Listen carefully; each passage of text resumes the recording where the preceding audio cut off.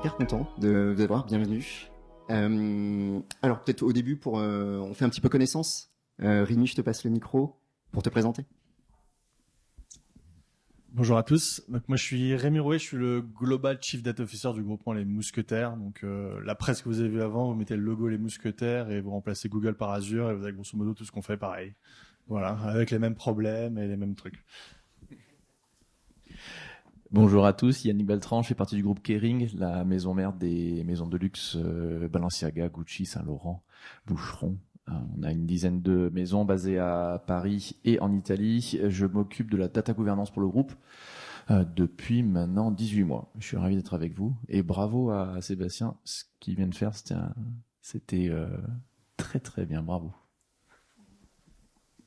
Bonjour à tous, Xavier Gelin, moi je suis Chief Data Officer pour Veolia Eau France, donc 3 grands métiers chez Veolia, la propreté, l'eau et l'énergie.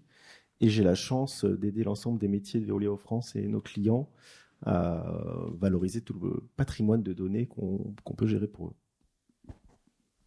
Merci. Alors je pense qu'on est tous convaincus aujourd'hui que la gouvernance de données est un prérequis pour faire des choses beaucoup plus avancées, lancer des cas d'usage, on peut parler ensuite de Data Factory, tout ça, mais c'est quelque chose qu'il ne faut pas louper. Peut-être Rémi, pour commencer, comment tu as engendré ton programme autour de la gouvernance? Comment tu t'y es pris? Quelles ont été un peu les grandes étapes, les bloqueurs que tu as pu avoir? Comment tu as fait face à tout ça? Le premier bloqueur, ça a été pour moi la complexité dans les mots utilisés. Parce que quand vous parlez à des gens qui font de la data, si je vous dis une phrase en mode on va avoir une approche mesh pour améliorer le staffing, pour créer des cas d'usage en faisant attention à nos pain points par rapport à notre legacy. Je pense que quand vous parlez à nos dirigeants, et moi j'ai des doubles dirigeants, j'ai des propriétaires de magasins, ils comprennent rien à ces sujets-là. Donc le sujet, ça a été déjà de se dire comment on porte un discours simple et compréhensible autour de tous ces sujets. Et nous, on a eu une démarche un peu spécifique, parce que, comme l'avait noté Sébastien, je crois, avant, le gros sujet, c'est embarquer les gens. Et donc, nous, on a un peu été tricky. On leur a fait choisir un outil. Donc, ils se sont mis tous ensemble pendant 2 mois. Ils ont exprimé leurs besoins. On a fait un appel d'offres sur le marché. On a pris un outil. Et donc, une fois que l'outil était là, ils étaient obligés de bosser avec l'outil. Et donc, ça a permis, en fait, de lancer tous les sujets liés autour de la gouvernance de la donnée. Parce qu'une fois qu'ils avaient choisi l'outil, fallait qu'ils aillent voir leur top manager accompagné par nous pour dire maintenant j'ai du temps à accorder à ces sujets-là. Et en parallèle de tout ça, comme dans nombreux groupes, j'imagine dans la salle et autour de la table ronde, on a des grands projets de transformation, en particulier de RP, et on se rend compte que lorsque on n'a pas le bon dictionnaire de données ni la bonne qualité de données sur certaines données, en fait, ça se branche un peu moins facilement que ce qui nous avait été vendu initialement. Et donc tout ça a fait qu'il y a eu maintenant un gros sponsorship aidé par d'ailleurs chers amis d'Artefact. Et donc on a pris des consultants qui parlaient français et qui savaient bien l'écrire, parce que le gros sujet de ces sujets-là, ça a été d'éviter tous les anglicismes.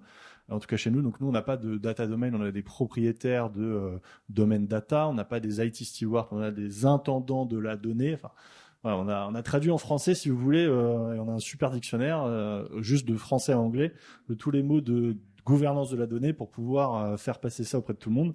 Et après, on a aussi nommé une personne qui est dans la salle, qui s'occupe que de ce sujet-là et qui pilote en fait toutes les activités dans le groupe.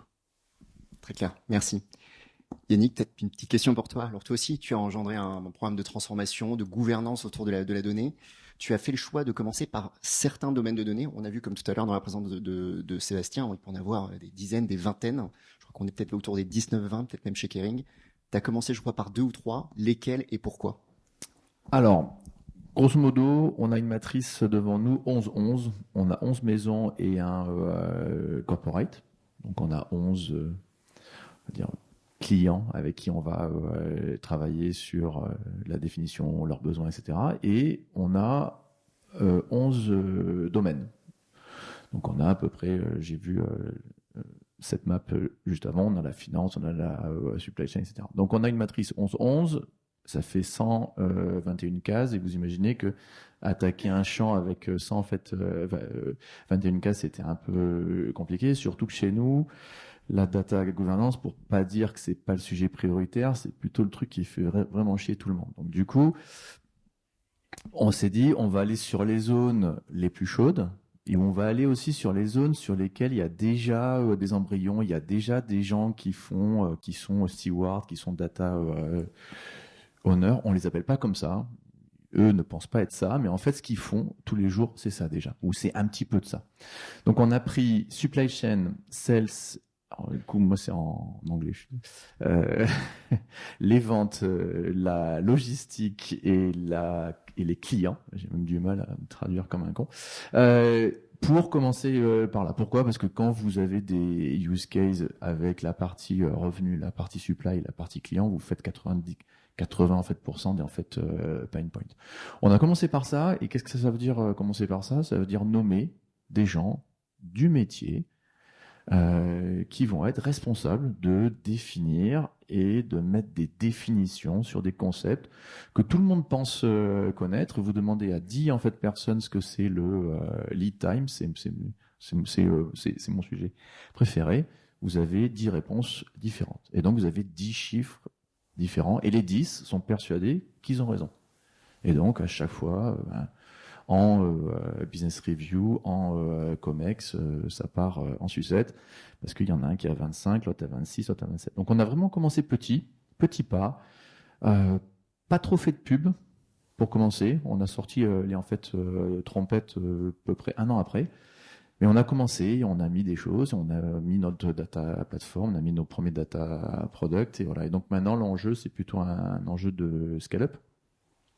Mais voilà, commencer petit par des choses qui font mal aux pieds, avec des gens qui sont déjà un peu en poste pour que ça s'active facilement. Et du coup, après, on a pu aller draguer tous les autres domaines en allant chercher et en faisant preuve avec les gens qui étaient déjà avec nous que ça marchait. Hyper clair. Et ça résonne beaucoup, on retrouve des similitudes avec ce que tu disais, ce que disait Sébastien, c'est que on parle même pas de gouvernance de données ou même de choses tech, on commence par des définitions d'objets métiers, d'arriver à se mettre d'accord sur des, et je le vois tous les jours sur d'autres, à peu près toutes les industries. Donc, hyper intéressant. Xavier, donc, tu as redéfini ta stratégie data IA un petit peu au niveau au printemps. Quels ont été pour toi les grands facteurs, enfin tu as embarqué, la partie gouvernance dans cette stratégie, c'est une grosse composante. Quels sont pour toi les grands facteurs clés de succès du déploiement de cette stratégie data, de la gouvernance associée ? Ouais, peut-être avant de parler data, stratégie et IA, peut-être on est juste un élément de contexte, on est une entreprise très décentralisée, donc on a 9 régions, 67 territoires, 550 services locaux, 15 000 collaborateurs.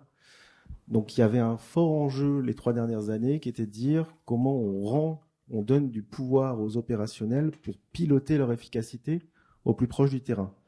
Donc ça, je dirais que c'est notre première stratégie, ça a été de dire désincarcérons la donnée, rendons-la digeste et actionnable au plus proche du manager qui doit piloter son équipe. Donc ça nous a, cette nécessité pour l'entreprise a tiré la nécessité de mettre en place une gouvernance des données. Voilà, cette notion d'urgence de piloter nos contrats au plus proche et voilà, de viser l'efficacité a été un vrai game changer, en tout cas le premier élément. Donc ça, c'était les 3 dernières années. On a mis en place notre plateforme de données. On a embarqué des data owners et c'était assez simple d'embarquer des data owners métiers puisqu'on avait cette nécessité. C'est une volonté d'entreprise d'avoir cette efficacité au plus proche du terrain. Donc pour la petite histoire, on est sur la même stack que Google que Carrefour, je pense que vous le savez. Et donc voilà, et on a accompagné ça de la formation et de la culturation de plus de 100 champions de la donnée. On appelle ça les champions de la donnée. On a gardé data owner et on a appelé pas data champions mais champions de la donnée. Le terme est un petit peu francisé. Et ça a été essentiel dans notre précédente stratégie puisque ça a permis de libérer, on retrouve ce qu'a présenté Carrefour, de libérer, d'avoir la capacité de faire des reporting et des cas d'usage et des produits data au plus proche du terrain et pas avoir ce bottleneck en centrale. Donc voilà cette répartition. Donc ça c'était, je réponds à ta question, ça c'était la première partie de la stratégie et là on commence à tirer les bénéfices de cette organisation et de nos fondamentaux puisqu'on est dans une période où on va beaucoup plus se focaliser sur la valeur et le passage à l'échelle. On a beaucoup d'initiatives locales. Comment une initiative locale qui a été réalisée dans une région, on est capable de la faire passer à l'échelle et en faire bénéficier l'ensemble des régions. Et là, on va aller chercher des cas d'usage beaucoup plus héroïstes. Et là, on est rentré dans cette deuxième phase qui va nous occuper là, pendant les prochains mois. Un exemple pour vous donner quelque chose d'assez concret. On a un enjeu autour des volumes. Notre chiffre d'affaires est très lié aux volumes d'eau qui sont consommés, hein, à l'ensemble de vos consommations. Ceci étant, on a un enjeu de raréfaction de la ressource. Hein. Vous avez dû voir aussi que les ressources en eau se tarissent. Donc juste pour vous dire, aujourd'hui, on a une vraie difficulté à comprendre les variations de volume sur l'ensemble du territoire et dans l'ensemble de nos contrats.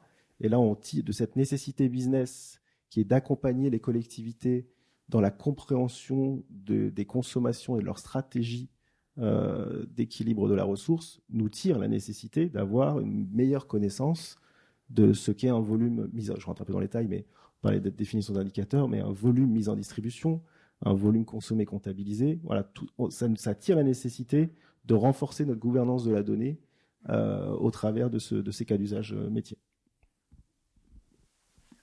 Claire, merci Xavier.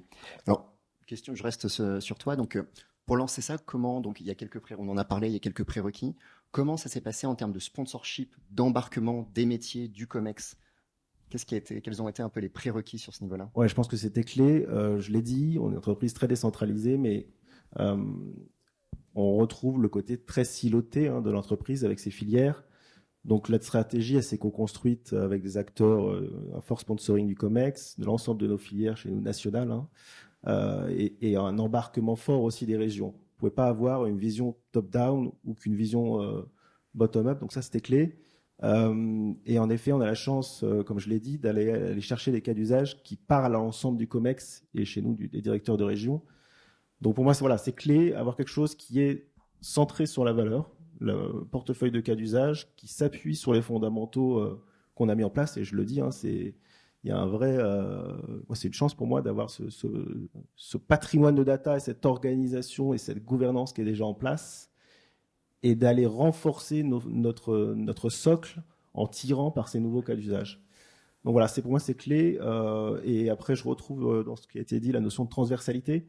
Ce qui est important, c'est aussi chaque direction business, les finances, chez nous la relation client est assez mature sur ces cas d'usage et sa capacité à chercher de la valeur. Et en tout cas, ce qu'on attend nous dans les prochains mois, c'est justement ce décloisonnement de la data en réponse à des enjeux business un peu transverses. Donc voilà, c'est les grands axes. Et puis voilà, pas tirer par la valeur et pas faire du tech push, quoi. C'est clair. Merci. Qui m'est cher. Rémi, donc pour le groupement, alors toi aussi, c'est une initiative qui est partie du groupe. On parlait tout à l'heure d'organisation décentralisée. Pourquoi et comment tu as pu, comment vous avez pu tirer ça avec un soutien de la direction générale, pareil pour les mousquetaires? Nous, on appelait ça un sujet orphelin, c'est-à-dire que personne ne le traitait, et ou bien c'était traité chacun avec son petit dictionnaire Excel à droite à gauche, ce qui fait que il n'y a pas de possibilité de généraliser des choses de façon grande échelle. Donc, comme je l'ai dit en introduction, en fait, on est passé d'abord par choisir un outil, et après, un peu comme tu disais, il y avait déjà des gens qui travaillaient sans le savoir avec ces noms-là, donc on les a un peu responsabilisés. Mais les responsabilités, ça fait un peu peur, donc il faut les accompagner absolument, quasiment quotidiennement au départ pour pouvoir les environner et diffuser un peu tout ça. Ensuite, il y a eu de l'acculturation, essentiellement des COMEX. Donc on a plusieurs entités, on a un métier alimentaire, l'équipement de la maison, de la mobilité, on a toutes nos unités de production. Donc ça a été de présenter la démarche avec la question qui revient tout le temps, qui est mais combien de temps ça prend ? Parce que c'est le sujet auquel il faut répondre. Donc au départ, on dit on sait pas. Et après 2 mois, on se rend compte que même si ça a pris plus de temps, on a pu réussir à délivrer certains cas d'usage qui avaient des ROI, etc. Donc il fait que il y a un peu plus d'engagement dans la durée. Donc c'est d'abord, nous on a fait 2 approches. On est parti du bas, on est aussi fait par le haut, on est allé au milieu avec la solution tech pour un peu fédérer tout le monde. Aujourd'hui, donc on a pareil, on n'a pas une matrice de 121, nous on l'a limité parce que sinon ça faisait trop peur. Donc on a 15 data domaines, je crois. Je vais peut-être me faire gronder parce que peut-être un peu plus ou moins, mais bon, il y en a 15. Il y en a aucun qui est dans le vert. Parce que on se rend compte que c'est compliqué de tous les allumer en vert, mais en tout cas il y en a au moins la moitié qui sont dedans. On a à peu près 22 personnes qui bossent full time sur des sujets de data gouvernance, à temps complet, pardon, sur des sujets de data gouvernance, et donc ça traite après tous les sujets de qualité de données que j'ai entendu tout à l'heure, de communication et de responsabilité des domaines de données pour tous les utilisateurs à droite à gauche. Donc ça a été vraiment essayer de toucher toute l'organisation, par contre en 2 ans. parce que c'est le temps que ça a pris nous pour qu'on ait aujourd'hui les voyants qui sont ouverts et les dernières poches de résistance. En fait, on arrive aussi aujourd'hui par l'exemple, parce que ça a marché sur certains domaines, à les faire venir dans l'initiative globale. Très clair. Merci Rémi. Et donc pour toi, alors tu disais aussi le sujet de gouvernance peut être un sujet abstrait, de tuyauterie, tu l'as dit, qui peut être même très chiant, surtout pour les COMEX. Comment tu as fait toi aussi donc entre le groupe et entre les différentes maisons pour arriver à générer de l'adoption pour lancer ce genre de démarche? On avait commencé par structurer une petite équipe DataGouv au sein du pôle client dans la direction digitale au groupe. Le truc morné. Tout le monde s'en foutait encore plus que ce qui peut se foutre de moi.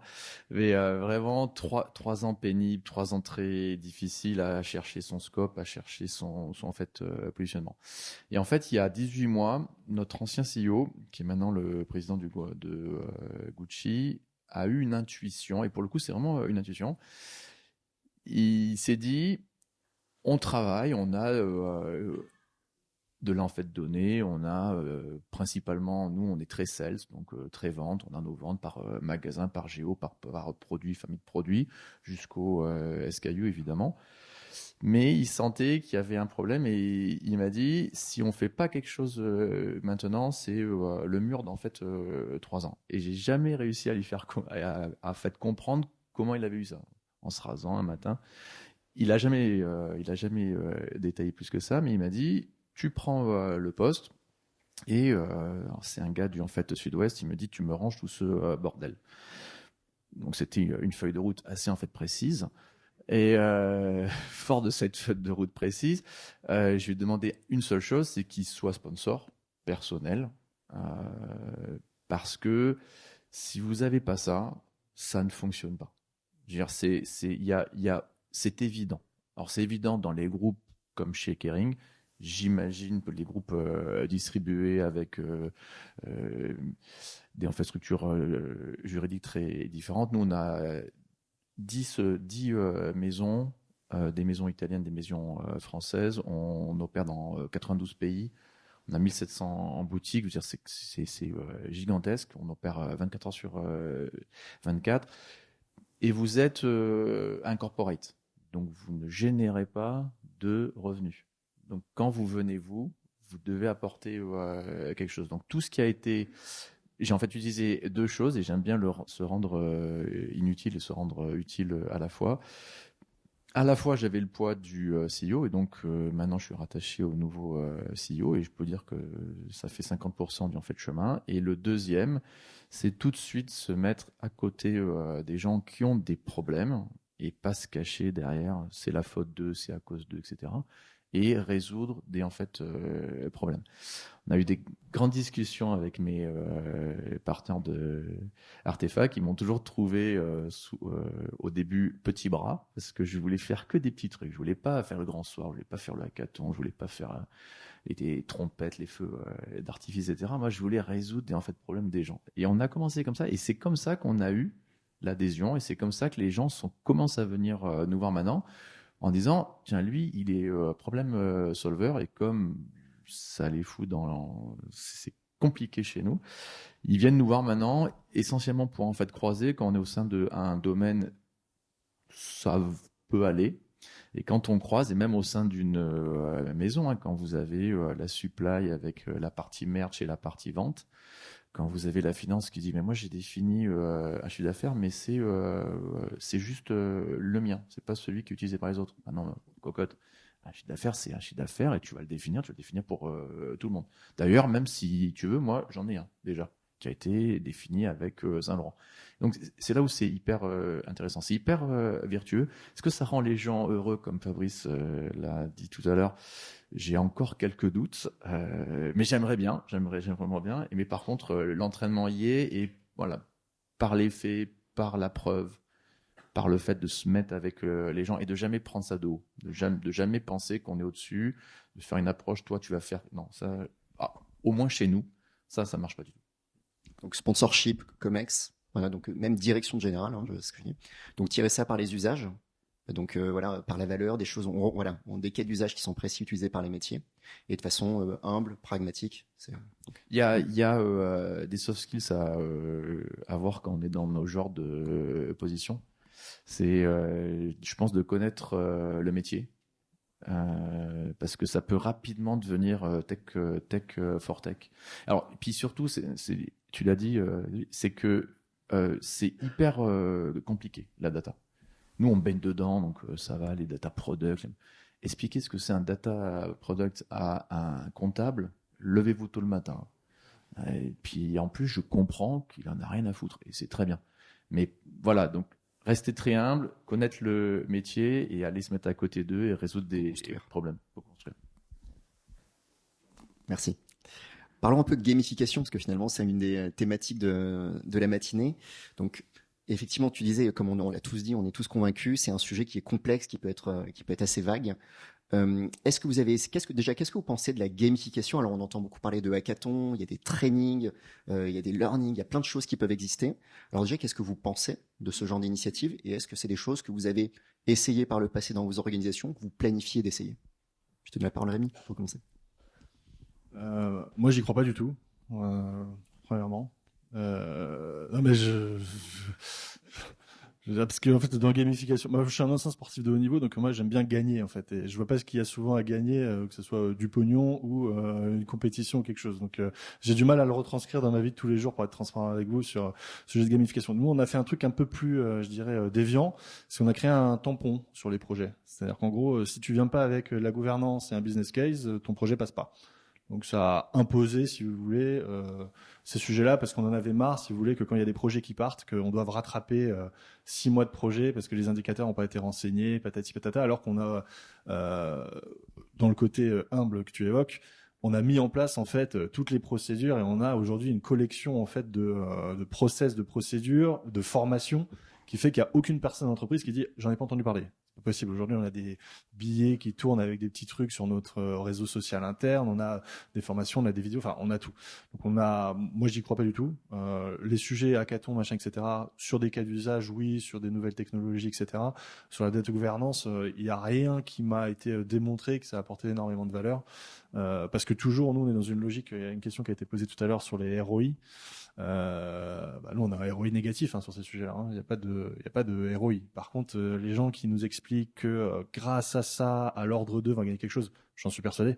Sauf que les équipes qui bossent sur ça aujourd'hui, qu'on doit présenter au conseil d'administration COMEX des différentes entités, c'est un ETP en moins pour bosser sur d'autres sujets. Donc, alors certes, ils ont compris qu'aujourd'hui c'était primordial quand on doit avoir des grands projets de transformation, que ça soit sur le client, le produit, les fournisseurs, les ventes, etc. Mais nous, on a tordu le truc, pareil, en imposant ça. Et donc aujourd'hui, il y a des projets qui passent pas parce qu'il n'y a pas les métiers qui se sont appropriés ça alors qu'ils ont tous les éléments, qu'ils ont été formés à se mettre en place des procédures de gouvernance de la donnée pour parler que de celle-ci. Merci.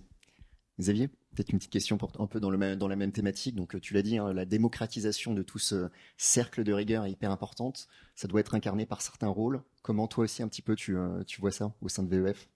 Alors, je suis pas complètement contre la gamification à ce stade. Peut-être juste pour donner deux, trois exemples de ce qu'on a pu faire. Je parlais tout à l'heure de communauté de data champions et je trouve que c'est assez intéressant le Rex là-dessus. Ces communautés, on les a beaucoup animées au début pour les lancer, pour créer. On parlait de formation, d'acculturation. Et on est arrivé rapidement à un plateau. Enfin, on a utilisé un peu de gamification pour les animer. On avait un plateau où ces communautés se sont auto-gérées, j'aime pas, mais vous voyez l'idée, c'est-à-dire qu'elles ça a tellement bien pris que le central avait une valeur qui était tout à fait réduite par rapport à ça. Donc c'est là où je pense que lancer une dynamique apporte un peu de gamification, mais je pense que ça doit être aussi lié à la culture d'entreprise. Je connais pas la culture d'entreprise des mousquetaires ou de Kering, mais voilà, je pense qu'il faut adapter et avoir le bon dosage d'une gamification. Et une gamification, on revient sur le mot utile. C'est-à-dire, pas faire de la gamification pour la gamification, mais quand on vise un objectif bien précis. Peut-être deuxième exemple de gamification qu'on a pu mettre en place, on avait un sujet de maîtrise des coûts liés à nos plateformes. Donc c'était top, on a généralisé, démocratisé l'usage de la data. Avec la démocratisation vient un enjeu de ne pas reproduire le même rapport, de maîtriser l'utilisation de la data platform. Du coup, on a lancé un challenge dans les différents domaines de données pour être capable de, pas réduire en euros, mais réduire en pourcentage nos coûts. Et ça a plutôt bien marché. Les équipes se sont assez bien motivées entre elles. Donc c'est héroïste, hein, parce qu'obligatoirement, on arrive à chercher des gains et des savings là-dessus. Donc voilà, je pense que de manière très ponctuelle, sur des sujets bien particuliers, on est capable d'aller chercher un peu de fun dans en effet une thématique de data governance qui peut, sur le papier, ne pas être la plus fun du monde. Merci Xavier. Et Yannick, alors tu l'as dit tout à l'heure, donc organisation donc avec un corporate qui a peu de pouvoir finalement face aux maisons, qui finalement donc c'est elles qui font du business. Comment toi tu t'y es pris pour arriver vraiment à pouvoir pousser donc ce genre d'initiative au sein des maisons, générer de l'adoption, donc les co-créer avec eux. On a fait un hackathon pour le coup, qui s'est très bien passé sur la sustainability et en fait qui a un peu fait pchit, comme dirait un de nos anciens présidents, car ça a été l'idée par des gens plutôt market et un peu moins tech, et du coup ils ont beaucoup tourné à vide. Donc si on fait un hackathon, je pense que c'est une bonne façon d'aller plonger sur en fait use case et au moins de mobiliser 150 personnes. Prenez très large de toutes les maisons, tous les postes, je trouve que ça renforce cette notion de acculturation, et je pense que c'est très bien, même si ça soit rien parfois. Par contre, faites-le avec les gens de là en fait data bien en amont pour être sûr que vous avez les en fait datasets sur lesquels on va en fait pouvoir jouer. Nous, on a été appelés à peu près 10 jours avant, donc autant vous dire bien en fait trop tard. Et je trouve que le hackathon s'est très bien passé sur le plan des idées. Il aurait pu se passer encore mieux si on avait eu les sets en fait données qui allaient derrière. Et les gens sont hyper friands de ça, commencent à creuser, etc. Pour répondre à ta question sur l'embarquement des maisons, en fait, ce qui marche, on l'a fait la semaine dernière. Avec Lionel qui est présent là, c'est d'aller chercher des gens dans les business, dans les marques et les mettre en responsabilité. D'aller chercher quelqu'un de la supply chain chez Balenciaga pour être le data domain owner supply chain Balenciaga. Alors, j'aimerais pouvoir rewarder demain cette personne-là. Ça c'est mon sexual dream, c'est ce que j'ai devant moi. Je sais pas si je vais réussir. Nous, le matriciel, en plus entre corporate et maison, ça peut être compliqué parce que c'est quelque chose qu'on n'a pas encore bien fait. Mais oui, nommer les gens, leur donner de la responsabilité, et les supporter tout ce qu'on peut. Parce que c'est eux qui après vont parler avec les gens de la en fait supply, soit des autres maisons, soit de leur en fait maison à eux. Et c'est eux qui vont aussi parler. La personne de la supply va parler avec la finance de chez Balenciaga, avec la partie merch, etc. Et donc si on arrive à les mettre en responsabilité et à avoir un côté très en fait shiny de tout ça, ça marche et ça marche plutôt pas trop mal. Merci Yannick. Et non, si on parle un petit peu de où est-ce qu'on en est maintenant dans vos différentes organisations, les résultats que vous avez pu observer, alors que ce soit des résultats de satisfaction, comme disait Fabrice en début d'introduction, donc c'est quelque chose qui est censé rendre les gens un petit peu plus heureux. Est-ce qu'il y a des KPI un peu de succès que vous suivez aujourd'hui déjà pour un groupement mousquetaire? Nous, on suit deux choses, le nombre de responsables de domaine identifiés et avec les différents intendants, aussi bien IT que data, qui sont nommés. Aujourd'hui, en fait, c'est toujours à l'ordre 2 plutôt ce qu'on suit. C'est-à-dire que suite à cette gouvernance, on a mis en place un guichet de données pour que tous les métiers, comme ça a été présenté chez Carrefour, aient accès à leurs données. Et c'est ça qu'on va vraiment suivre. En mettant toujours un petit vernis en disant, c'est bien, tu produis tes indicateurs, mais maintenant, il faut que tu re-rentres aussi dans le sujet de gouvernance que tu croyais que tu avais oublié. Et donc, il faut que tu rejoues avec nous sur ce sujet-là.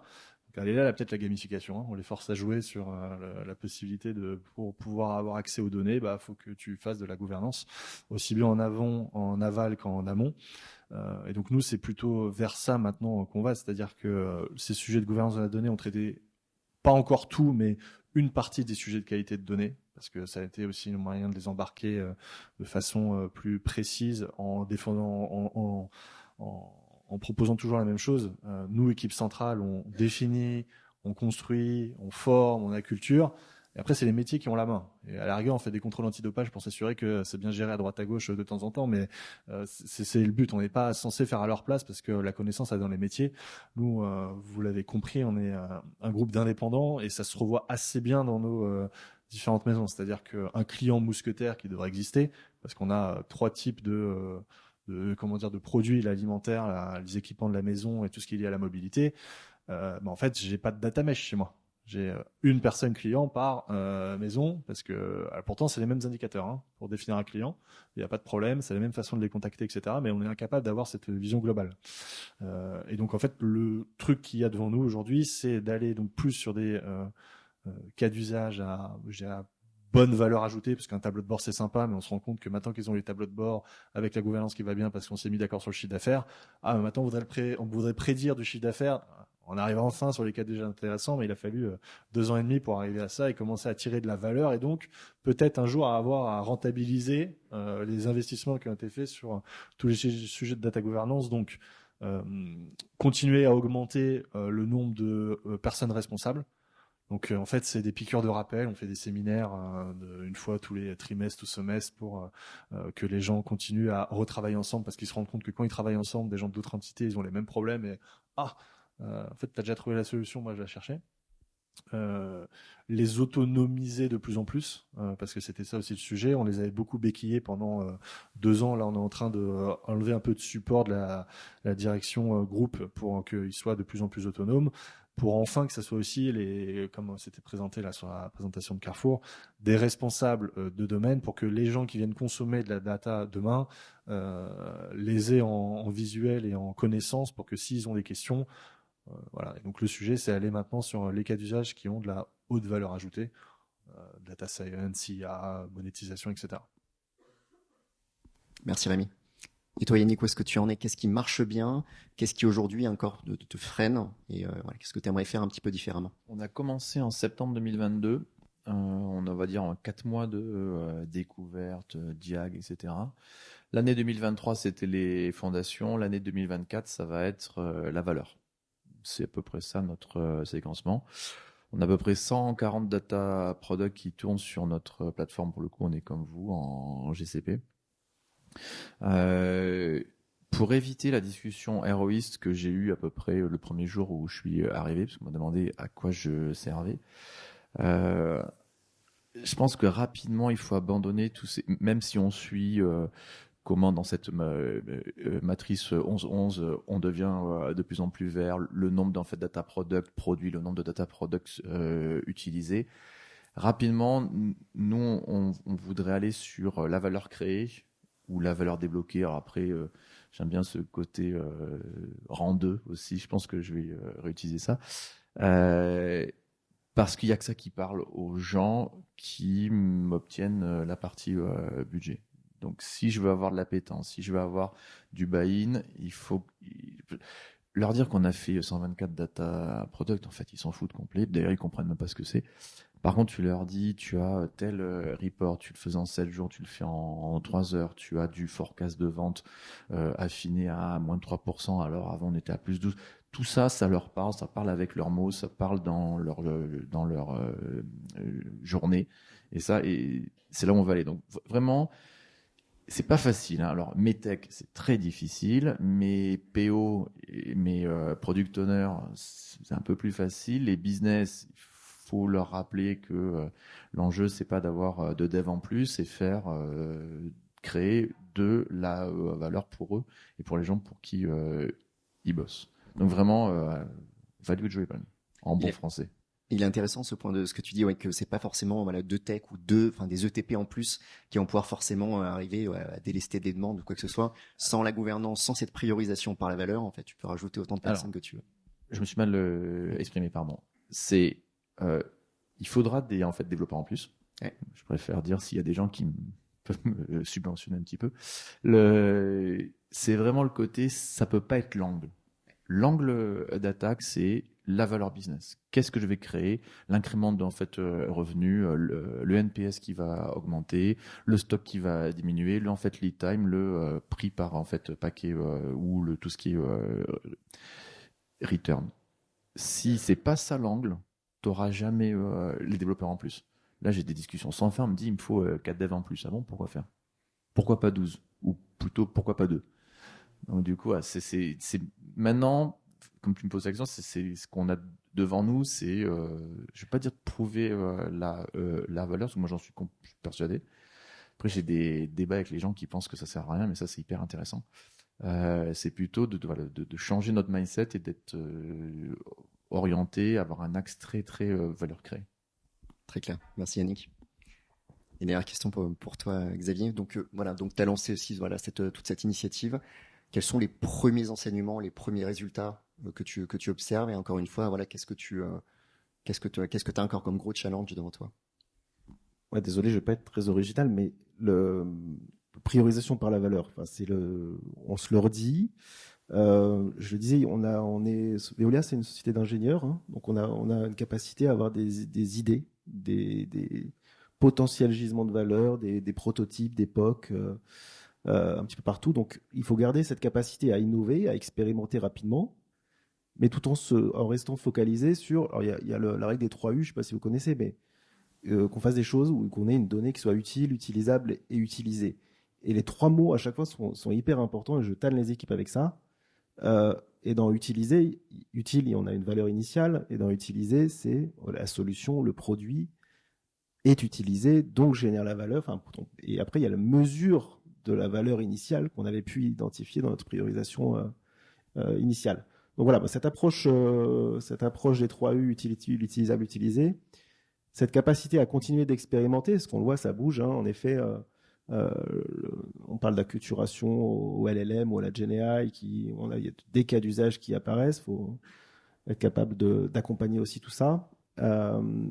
Et voilà, et je pense que globalement c'est nos principaux défis parce que il faut pas se tromper de combat, quoi. Voilà, faut pas se tromper de combat, faut rester focalisé sur la gouvernance et sur le chemin, d'accord, mais on reste focalisé sur la valeur business qu'on veut délivrer. Xavier, très clair. Petite dernière question pour finir. Rémi, à quoi va ressembler donc 2024?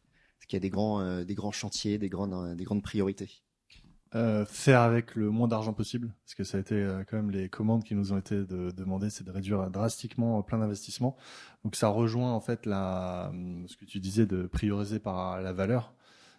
Quand on est arrivé aussi, quand je suis arrivé, un des sujets de priorisation par la valeur, si on avait, je vous donne un peu de détails, sinon on a des comités d'investissement pour valider que les dossiers passent. Et quand vous sommiez en fait les ROI de tous les dernières années des comités d'investissement, on n'avait plus besoin d'ETP, on n'avait plus besoin de mètres carrés. Parce que chaque projet permettait de réduire de X% les collaborateurs et de gagner tant de surface de vente dans les points de vente. Et quand on commence à mettre un peu d'audit avec des contrôleurs de gestion sur ce genre de trucs, on voit que les gens bossent vraiment leur business case et donc arrivent à prioriser par eux-mêmes les sujets pour dire ok, ce sujet-là, je vais vraiment le pousser. Par ailleurs, mes données sont déjà disponibles, je sais que je vais aller gagner beaucoup de choses. Donc en 2024, ça va être se concentrer toujours sur cette gouvernance parce que là, on les a autonomisés, mais je crois que ça peut aussi rapidement faire plouf si on continue pas à mettre un peu d'énergie, de sponsoring et d'aide au quotidien. Enfin, j'en suis même persuadé. Donc ça va être le premier point, c'est continuer sur ces sujets qui sont pas sexy, comme on le dit depuis une heure, à mettre du poids, de la valeur et montrer qu'en fait, il y a un intérêt pour l'entreprise au global, en plus que pour les personnes qui travaillent au quotidien sur ces sujets-là. Donc on a l'ordre 2 là.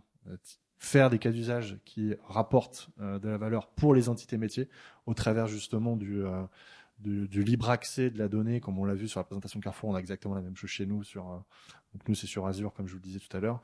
Et 3, d'aller un peu plus loin sur aussi des nouvelles technologies, tester des nouvelles choses.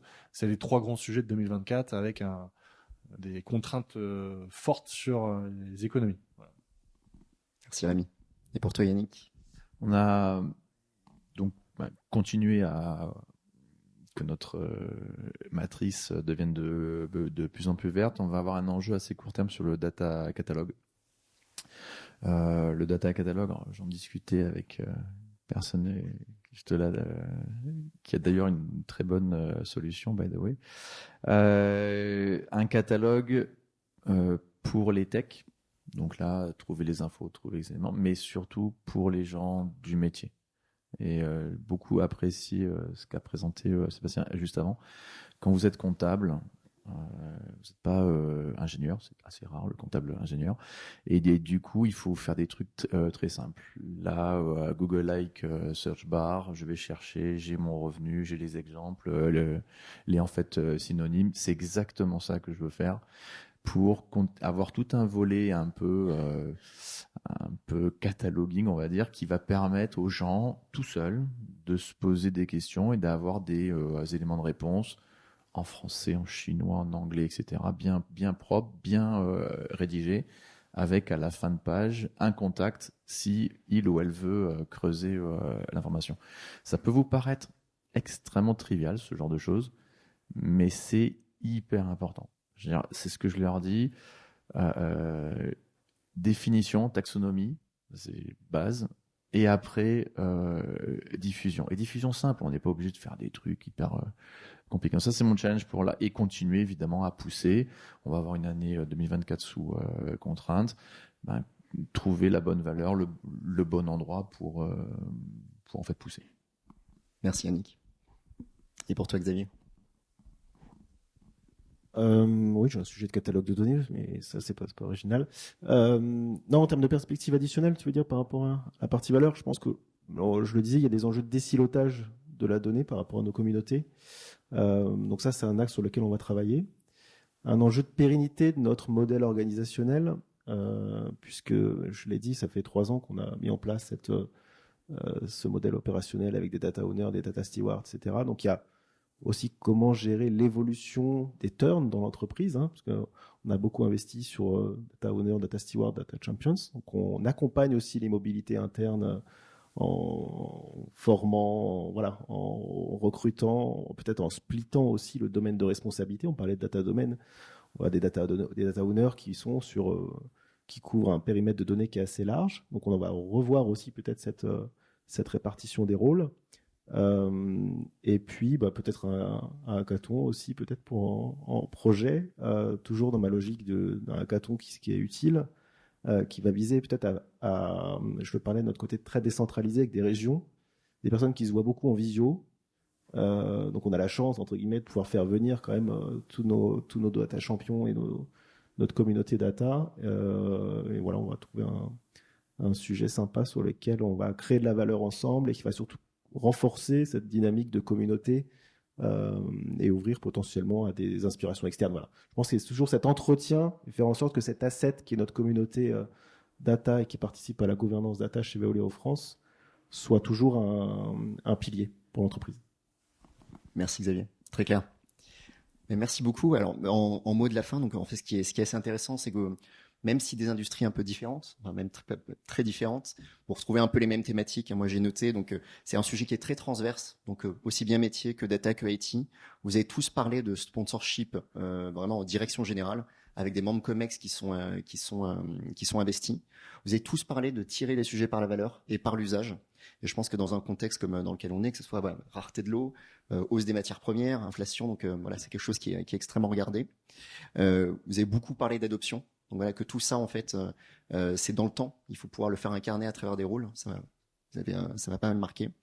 Et effectivement, donc évolution progressive. Je pense que vous avez un peu cette notion il y a des états stables. On peut pas faire les 11 x 11, la matrice 11 d'un coup. Commencer, par prioriser, faire des états stables, monter en puissance et adopter, changer un peu les manières de faire. Si l'écosystème le permet, des hackathons, ce genre de choses, ça peut marcher. Merci beaucoup. Merci.